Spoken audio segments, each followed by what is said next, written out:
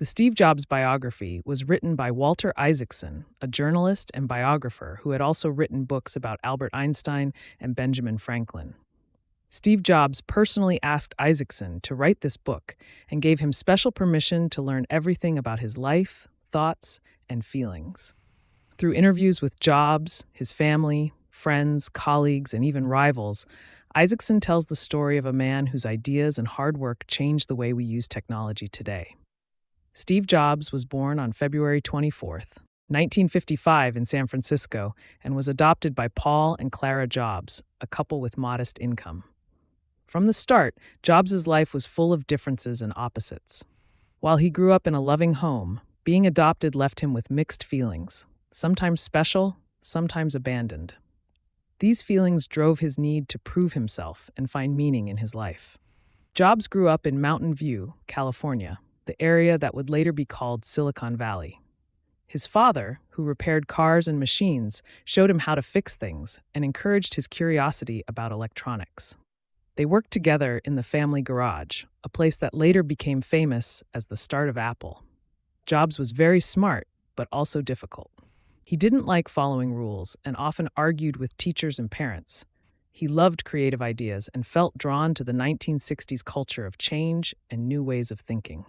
In high school, Jobs met Steve Wozniak, a brilliant engineer who loved building gadgets and playing pranks. Although Wozniak was friendly and easygoing, while Jobs was intense and demanding, they became close friends. Together, they built the first Apple computer in Jobs' parents' garage in 1976. With help from an investor, Mike Markula, Apple became a real company. In 1977, Apple released the Apple II, a computer that was simple to use and looked great. It was a big success and made Apple one of the fastest-growing companies of its time. Jobs cared deeply about how the products looked and worked, which made them different from others. But his strong opinions often led to arguments with his team. He wanted perfection and could be hard to work with. In 1984, Jobs introduced the Macintosh, a computer designed to be easy for anyone to use. It had a friendly interface and a sleek design. However, sales were slow at first, and Jobs' difficult management style caused problems at Apple. He often clashed with the board of directors and the CEO, John Sculley, whom Jobs had personally recruited but later disagreed with on the company's direction. The conflict reached a breaking point in 1985, and the board sided with Sculley. As a result, Jobs was forced to leave the company he had started. This was a painful moment for Jobs, but it didn't stop him. Jobs started a new company called Next, which made advanced computers for schools and businesses. While the company didn't make much money, the technology it created would later help shape Apple's software. During this time, Jobs also bought a small animation studio called Pixar. He believed in its potential even when others doubted it. Pixar became a huge success in 1995 with the release of Toy Story, the first completely computer-animated movie. It was loved by audiences and critics and made Pixar a top company in the entertainment world. This success gave Jobs confidence and showed the world his ability to think big, not just in technology, but also in movies. Meanwhile, Apple was struggling without Jobs. By the mid-1990s, the company was losing money and falling behind its competitors. In 1997, Apple bought Next, bringing Jobs back to the company. His return marked the start of an incredible turnaround. As Apple's new leader, Jobs made big changes. He stopped projects that weren't working and focused on a few important ones. In 1998, Apple launched the iMac, a colorful and easy-to-use computer that became very popular. It showed Jobs' belief that technology should be both useful and beautiful. Jobs then led Apple to create more groundbreaking products. In 2001, the iPod changed the music industry by letting people carry 1,000 songs in their pocket. Jobs also introduced iTunes, which made it easy to buy and organize music. In 2007, he launched the iPhone, a device that combined a phone, a music player, and an internet browser. The iPhone completely changed how people communicate and live their daily lives. Its launch was a perfect example of Jobs' ability to excite and inspire people. It made Apple one of the most successful companies in the world. The iPad followed in 2010, offering a new way to enjoy books, videos, and apps. Jobs' focus on simple and seamless design made these products irresistible to customers.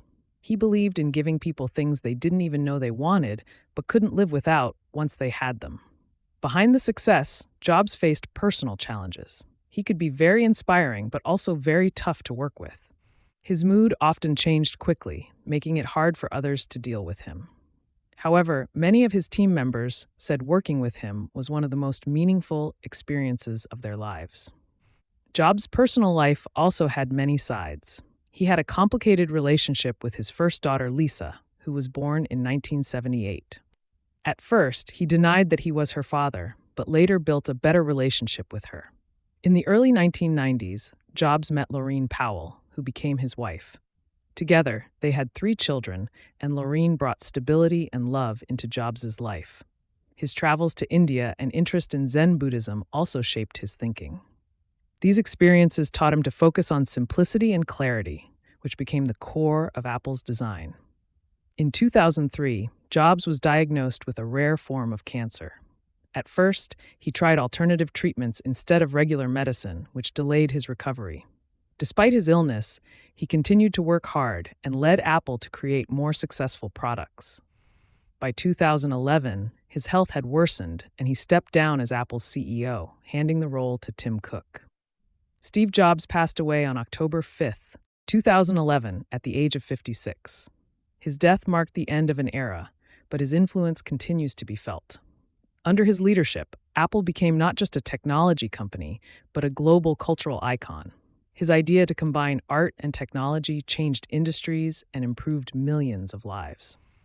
Walter Isaacson's biography shows Jobs as a complex person, both brilliant and flawed.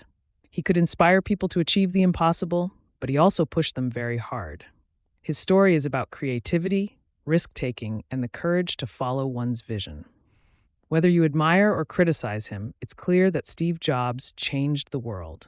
His legacy lives on in the devices we use every day and in the belief that great ideas can come from thinking differently.